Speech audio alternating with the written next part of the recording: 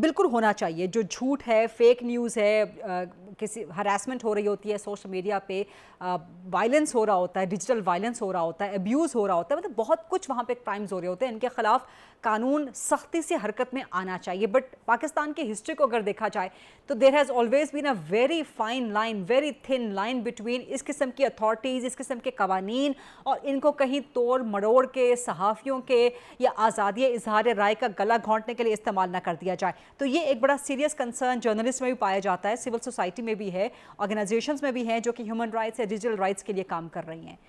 राजा रियाज साहब जी, इसमें मुश्किलात हैं, आप ठीक कह रही हैं। और सबसे बड़ी मुश्किल जो इसमें आनी है वो अदलिया की तरफ से आनी है, और सिविल सोसाइटी भी है, साफी भी हैं। मैं समझता हूँ ये सिर्फ उन लोगों के लिए होना चाहिए जो लोग हमारे ये ट्वीट्स के जरिए और मीडिया पे आके हमारे रियासती इदारों पर हमला करते हैं। ये सिर्फ उनके लिए मखसूस होना चाहिए। इसको बहुत लंबा चौड़ा फैलाव नहीं देना चाहिए।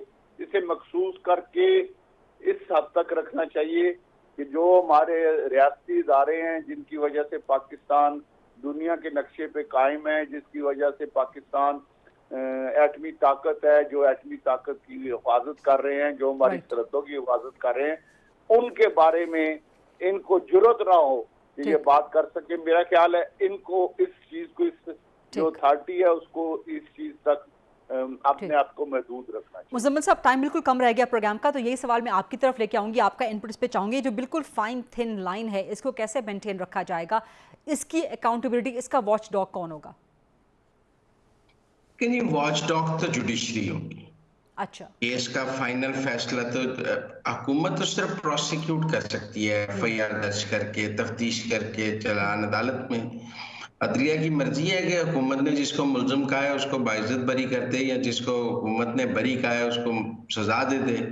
ये इख्तियार तो अदलिया के पास है। हमें अब वक्त आ गया है कि पाकिस्तान की अदलिया पर दबाव बढ़ाना चाहिए कि आप जरूर, आपकी अपनी इज्जत, आपकी तौहीन नहीं होनी चाहिए, लेकिन फिर पाकिस्तान में किसी की भी तौहीन नहीं होनी चाहिए।